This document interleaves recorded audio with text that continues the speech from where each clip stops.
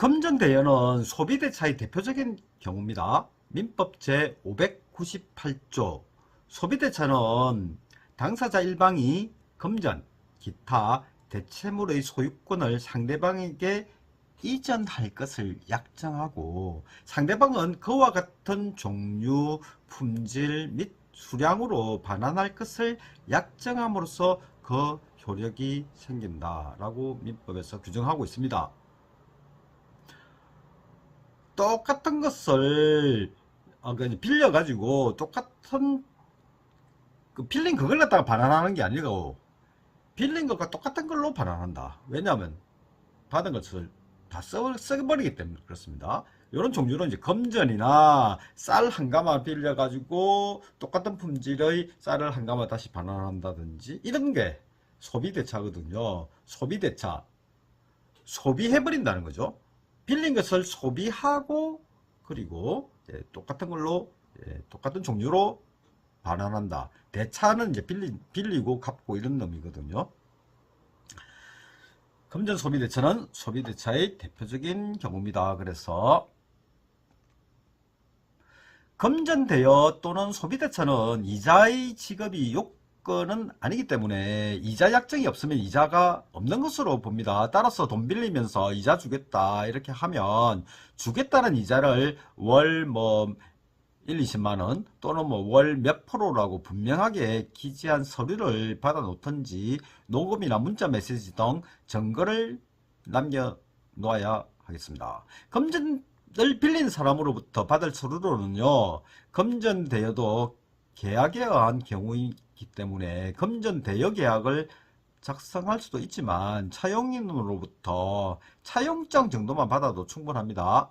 차용증 없이 계좌에 체한 내역만 있어도 금전대여가 인정되는 경우가 많지만 상대방이 남녀관계에서 정려받은 것이다 이런 식으로 주장하면 이거 계좌에 체한 사람이 금전대여였다고 입증을 해야 합니다. 차용증이 없더라도 금전대여한 이후에 매월 일정한 날에 일정한 금액이 입금되면 그 일정한 금액이 이자로 법원에서 인정될 수 있겠습니다. 민법 제603조를 2항을 보면요. 반환 시기의 약정이 없는 때에는 소비대차의 대주로 하면 대가 빌려준다는 말이거든요. 빌려주는 사람은 상당한 기간을 정하여 반환을 최고화해야 한다. 그러나 차주는 빌린 사람입니다. 언제든지 반환할 수 있다. 이렇게 규정하고 있습니다. 그래서 만약에 금전대여금의 반환 시기를 별도로 정하지 않았다면요, 금전대여인은 상당한 기간을 정해서 반환하라고 통지하면 되겠고요. 반면에 금전차용인은 언제든지 반환하면 되겠습니다. 그러면 문제는 상당한 기간은 도대체 며칠일까요? 만약에 금액이 몇만 원이라면 일주일 내로 갚으라면 충분하겠죠. 그런데 몇억 원이라면 기간을 더 줘야 하겠죠. 또 금전 차용인의 재산 상태 등에 따라서도 달라질 수 있습니다. 재벌 같으신 경우는 몇억 원이면 몇억 원 당장 갚을 수 있겠죠. 그래서 법률에서 다 다르기 때문에 얼마 며칠 이렇게 기간을 딱 정하지 못하고 상당한 기간이라고 표현하고 있습니다. 결국 상당한 기간은 빌려준 금액이나 금전 차용인의 재산 상태나 당사자 간의 관계라든지 이런 걸 종합적으로 감안한 기간이 되겠습니다. 그 법률에는 상당한 기간이라는 용어가 많이 나옵니다. 이렇게 딱 정해 놓을 수 없는 경우에는 이 종합적으로 상당한 기간을 정해야 되는 겁니다. 한편 민법 제397조 이거는 금전채무 불이행에 대한 특칙인데요. 1항 금전채무 불이행의 손해배상액은 법정 이율에 한다. 그러나 법령의 제한에 위반되지 아니한 약정 이율이 있으면 그 이율에 한다. 민법 제379조 법정이율. 이자 있는 채권의 이율은 다른 법률의 규정이나 당사자의 약정이 없으면 연 5분으로 한다. 이때 분이라는 것은 퍼센트입니다. 우리나라 말로 하면 푼이고요. 푼. 할푼리 할 때 푼입니다. 푼. 1할 이라면 10분의 1. 10분의 1이고요. 1푼 하면 100분의 1입니다. 100분의 1이니까 1%가 되는 거죠. 상법 제54조 상사법정이율. 상행위로 인한 채무의 법정이율은 6분으로 한다. 6%다 이 말이죠. 그래서 이자가 없던 금전대여 또는 이자를 입증하지 못한 금전대여도요, 변제기가 지나면 그때는 채무불이행이 되거든요. 금전대여는 금전이잖아요. 그래서 금전채무불이행에 대한 특칙이 돼서 변제기가 지나버리면 이자가 붙습니다. 엄밀하게는 이자가 아니라 손해배상인데요. 그래서 변제기 다음 날부터 일반적인 금전대여라면 연 5%가 되고요. 상법상의 금전대여, 상법상의 금전대여라면 어느 한쪽이 상인이라도, 한쪽 당사자만 상인이라도 상법상의 금전대여로 추정되는데요. 상법상의 금전대여라고 평가되면 연 6%의 손해배상금이 추가되겠습니다. 다음은 차용증 작성하기입니다.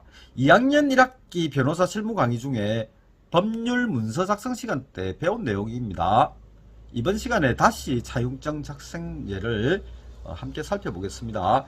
차용증 등 법률 문서를 문장식으로 작성하는 것은 쉬운 일이 아니므로 지금 보이시는 것 같은 요점식으로 적는 것을 권합니다. 펴보면 딱딱 요점만 적어놨지 않습니까? 이 차용증에서 제목을 적지 않아도 내용상 차용증이면 차용증으로 인정됩니다. 그래서 여러분들이 무슨 법률문서 적을 때 제목을 너무 걱정하지 않았어도 됩니다. 제목 잘 모르시겠으면 일단 계약서라고 하시면 제일 간단합니다. 다음, 대여금 대신 빌려준 돈, 이자 대신 이율, 월 1% 대신 월 50만원, 변제기 대신 갚기로 한 날, 차용증 대신 빌린 사람이라고 해도 아무 상관없습니다. 법률에서는 계약서를 어떻게 작성하나, 계약서에 어떤 용어를 사용하라 이런 법이 없거든요. 그냥 그 내용 보고 빌려준 돈이 대여금이잖아요. 다 알 수 있는 내용이잖아요. 그래서 여러분들이 계약서 작성이나 차용증 적을 때 법률 용어를 잘 몰라서 고민하실 수가 있는데 그럴 필요가 없는 게 여러분들이 아시는 그 용어를 쓰시면 됩니다. 그리고 홍길동, 서명, 주민등록번호, 주소, 연락처는 되도록 차용인에게 적도록 해야 합니다. 이거 홍길동 주민등록번호, 주소, 연락처를 몰라서 적도록 하는 게 아닙니다. 차용인한테 이렇게 자필로 많이 적게 해야 자기가 나중에 내가 적은 거 아니다라는 소리를 못하는 거거든요. 그리고 대여금 5천만원, 이자 월 1%를 이거 이제 빌려주는 사람이 이걸 딱 적어놓고 상대방한테 적으라고 하면 좀 곤란한 문제가 생깁니다. 왜냐하면 이거 차용인이 나중에 어떤 식으로 주장하니까 이거 이자 월 1% 이거 내가 이거 서명할 때는 이런 내용 없었다고 이렇게 주장해 버릴 수가 있거든요. 그래서 특히 이자 월 1% 이 부분은 차용인한테 적도록 해야겠습니다. 차용증은 차용인이 작성해서 금전대여인에게 교부하는 거잖아요. 금전대여인 이름 정도만 기재하면 되겠습니다. 누구누구 귀하 이렇게요. 만약 기재되어 있지 않다면 차용증을 소지하고 있는 사실로 내가 가지고 있으니까 내가 금전대여인이다 이렇게 할 수 있습니다. 만약 누군가의 소개로 변제 자력을 잘 모르는 사람에게 돈을 빌려줄 경우가 있습니다. 많이 있습니다. 이럴 때는 소개인을 연대보증인으로 추가할 필요가 있습니다. 이 사람, 그러니까 소개하는 사람이 이 사람, 이거 변제 자력 있다, 아파트도 몇 채고, 이렇게 내가 보증한다 이러면, 그럼 네가 보증해라, 연대보증 적어라, 이렇게 할 필요가 있는 거죠. 이때는 차용증 자체 밑에 하단에 연대보증인 홍길동, 그리고 인적 사항을 그 사람한테 적게 하고 적게 해야 됩니다. 그런데 보정인 보호에 관한 특례법이 있습니다. 그 새 4조에 보정계약을 체결할 때는 보정채무의 최고액을 서면으로 특정해야 한다라고 규정하고 있기 때문에 연대보정인 홍길동 그리고 인적사항 적게 한 다음에 연대보정채무의 최고액이 그 어느 정도인지를 그것까지 기재하도록 해야 하겠습니다. 다음은 금전대여와 집행공정정서에 대해서 살펴보도록 하겠습니다. 인감도장 찍도록 하고 인감증명서를 첨부한다면 굳이 공정증서로 만들 필요는 없겠습니다. 이거 저한테 많이 물어보시거든요. 공정증서로 해야 되느냐. 인감도장 찍고 인감증명서만 첨부하면 뭐 차용증이나 뭐 모든 계약서가 그 정도만 해도 충분합니다. 다만 이제 공정증서를 작성하면 분실의 위험이 없죠. 그런데 집행공정증서로 작성하는 건 또 다른 문제입니다. 집행공정증서는 뭐 채무자 및 연대보정인이 이 계약에 의한 금전채무를 이행하지 아니한 때는 즉시 강제집행을 당하여도 이의가 없음을 인락하였다는 요 한 두 줄짜리 강제집행 인락 문구가 들어간 공정증서를 집행공정증서라고 하는데요. 이거 별도로 제가 강의 드릴 예정입니다. 근데 이제 집행공정증서가 왜 중요하냐, 이거는 특별히 의미가 있냐면, 이거는 이제, 변제기 때 변제하지 않으면, 금전대여 같은 경우에요. 변제기 때 변제하지 않으면, 금전 반환 소송을 할 필요 없이, 원래 집행을 하려면 소송에서 그 판결문 가지고 집행해야 되거든요. 그런데 소송할 필요 없이, 변제기 때 변제하지 않으면 바로 공정인한테 가서 집행문 부여해달라 해서 받아서 금전 차용인의 일반 재산에 집행할 수가 있기 때문에 집행공정증서를 금전 대여하면서 차용증이나 이런 거 갖고 와서 집행공정증서를 작성하는 것은 굉장히 의미가 굉장히 큽니다. 다음은 금전대여와 지급명령에 대해서 살펴보겠습니다. 지급명령 신청은 금전 또는 동일한 종류의 것으로 대체할 수 있는 대체물이나 유가증권의 지급을 목적으로 하는 청구권에 대하여 채무자가 다투지 않을 것으로 예상되는 경우에 채권자로 하여금 소송 절차보다 간이 신속 저렴하게 분쟁을 해결할 수 있도록 하는 절차입니다. 따라서 금전 차용인이 제때 차용금을 변제하지 않고요. 그리고 금전 차용인이 차용금 변제에 대해서 다툼이 없을 경우에는 지급명령을 신청하면 되겠습니다. 서면 심리만으로 지급명령을 발령하거든요. 그래서 이제 서류를 제출해야 됩니다. 그 서류는 채권의 존재를 확인할 수 있는 이제 금전대여 같은 경우는 차용증만 제출해도 되겠는데요. 계좌이체 내역도 함께 제출하는 게 좋겠습니다. 그리고 만약 차용증이 없다면 계좌이체 내역만 제출해도 되겠지만 금전대여 관련해서 주고받은 문자 메시지를 추가해서 제출하는 게 좋겠습니다. 지급명령은 인지대가 일반 소송의 10분의 1에 불과해서 매우 저렴하고요. 지급명령을 채무자가 송달받고 2주 이내에 이의신청 안 하면 확정돼서 판결과 동일한 효력이 있으니까 매우 신속하겠죠. 그런데 이제 지급명령에 채무자가 이의하면 일반 소송 절차로 전환되고 채권자는 인지대를 추가로 납부해야 되거든요. 그래서 이제 지급명령은 원래 이제 다투지 않을 걸로 예상되는 그런 경우에 합니다. 다음은 채무 감액 합의할 때 꼭 필요한 특약사항에 대해서 말씀드리겠습니다. 빌려간 돈을 잘 안 갚는 사람에게 너무 지친 나머지 원리금 중 얼마만 언제까지 받기로 하고 나머지 돈은 다 탕감해 주는 경우가 있거든요. 아예 한 푼도 못 받고 뭐 언제 갚을지 알 수도 없는 돈을 뭐 하염없이 기다리기보다는 채무자가 원리금 중 뭐 얼마만 갚게 해주면 돈 최대한 구해서 언제까지는 그 돈 꼭 갚겠다 이렇게 이제 제의하면 이제 이 받아들일 수밖에 없는 그런 경우가 있다고요. 이런 경우에 즉 이제 채무 감액해 줄 때 어떻게 해야 하는지에 관해서 제가 이하린 변호사님과 함께 이 주제로 유튜브 방송한 것이 있어서 이걸 함께 보시도록 하겠습니다.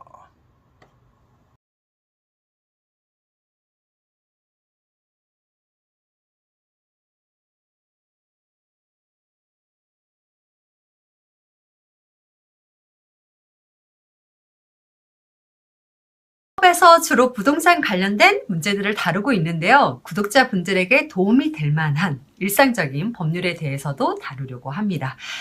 이번 사건은 저희가 소송에서도 다뤘고 또 일반적으로 상담도 많이 받는 사건을 다뤄봤습니다. 네, 빌려간 돈을 안 갚는 사람에게 너무너무 지친 나머지 원리금 중 얼마만 이제 언제까지 이제 받기로 하고 나머지 이제 돈은 다 탕감해 주는 경우가 종종 있거든요.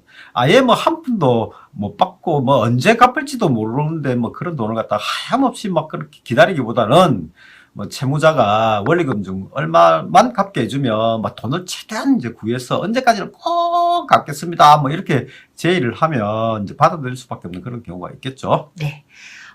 저희 법인에서 진행한 소송부터 한번 보면요. 빌려간 돈이 약 2천만 원 정도 있는데 채무자가 갚지도 않고 그렇다고 집행할 재산도 마땅치 않고 해서 채권자와 채무자가 합의를 봤습니다.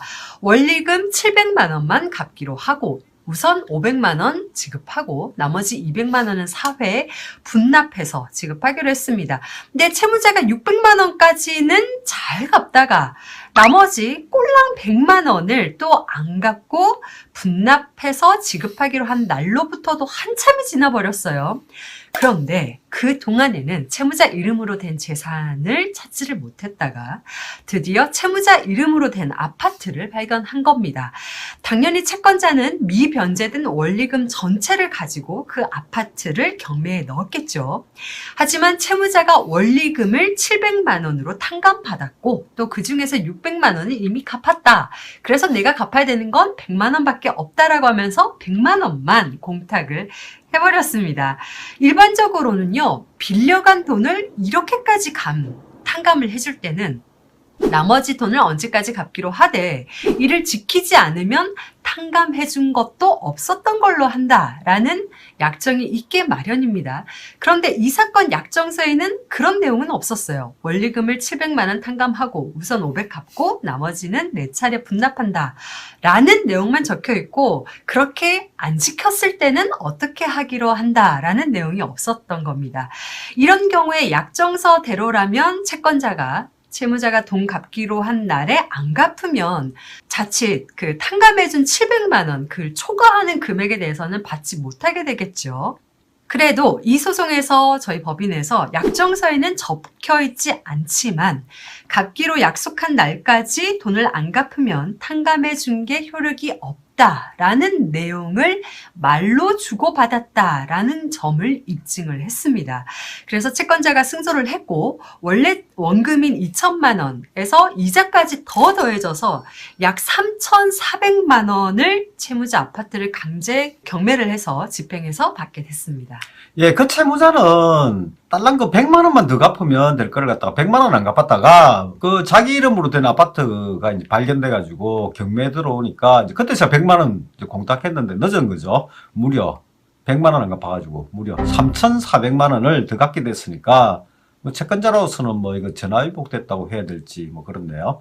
오늘 방송 주제가 바로 이건데요. 채무를 감액해 줄 때 꼭 필요한 특약사항은 뭐냐? 네. 뭡니까? 네, 금방 소송 사례에서 말씀드렸듯이 자, 예를 들어 볼게요. 채무액 5천만 원이 있는데 3천만 원으로 탕감해 준다. 그러면 이 3천만 원을 갚지 않을 때 채권자 입장에서 반드시 적어야 되는 내용은요. 이 3천만 원 언제까지 갚지 않으면 이 채무 감액 약정은 효력이 없다라고 반드시 적으셔야 됩니다. 그렇지 않으면 감액한 돈을 만약에 안 갚더라도 채무의 감액 효과만 있고 돈을 못 받는 건 똑같아지기 때문에 굉장히 불리해지는데요.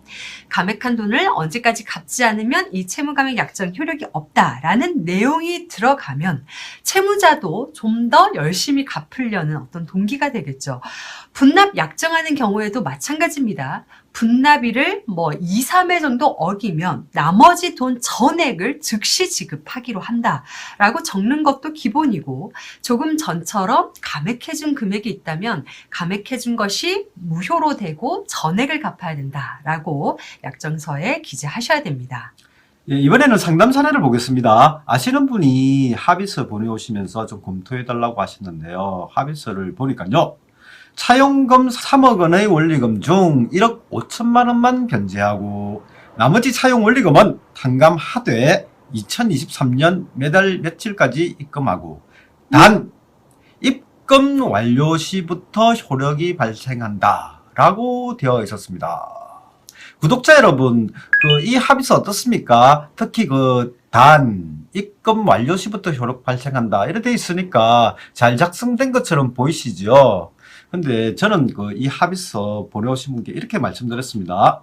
조금 문제 있습니다. 이 내용이라면 상대방은 1억 5천만 원만 언제든지 지급하면 될 수도 있기 때문입니다. 그래서 입금해야 할 날까지 1억 5천만 원 지급하지 않으면 이 합의서는 효력이 없다고 해야 한다 라고 말씀드리면서 제가 합의서 문구를 이제 아예 고쳐드렸는데요. 고쳐드린 문구가 조금 전에 본 단 입금 완료 시부터 효력이 발생한다를 어떻게 고치느냐. 단 입금일 2023년 몇 월 며칠 1억 5천만 원 입금 되었을 때 이 합의서의 효력이 발생하고 그 다음 대목이 또 중요합니다. 그렇지 않으면 채무 원리금 전액이 지급되어야 한다라고 수정하시라고 제가 했습니다. 네, 이렇게 채무 감액 또는 채무를 분납하게 해줄 때 약정한 내용을 지키지 않으면 이 약정서의 효력이 없고 원래 채무를 다 변제해야 한다. 꼴랑 이 한 문장을 적고 안 적고에 따라서 엄청난 돈이 왔다 갔다 합니다. 그리고 아다르고 어다르니까요. 자신 없거나 또는 잘 작성되었는지 한번 확인을 하고 싶으신 분들은 이런 합의서나 약정서 초안을 변호사에게 검토해 달라고 하시면 되겠습니다. 이상으로 술출법이었습니다. 술술 감사합니다. 감사합니다.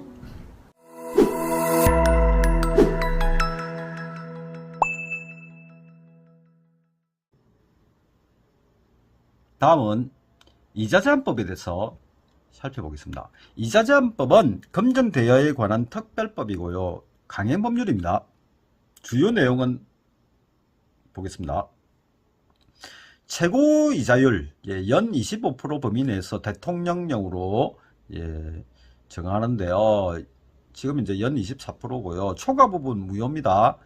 그리고 초과한 금액을 이제 지급했는데 이자제한법을 초과한 금액을 지급했으면 그 초과한 금액은 원본에 충당되고 만약에 이제 뭐 다 갚았고 뭐 이자 제한법 위반 초과하는 금액 이자까지 뭐 다 지급하고 뭐 이런 경우에는 반환도 청구할 수 있습니다. 그리고 선이자 금지됩니다.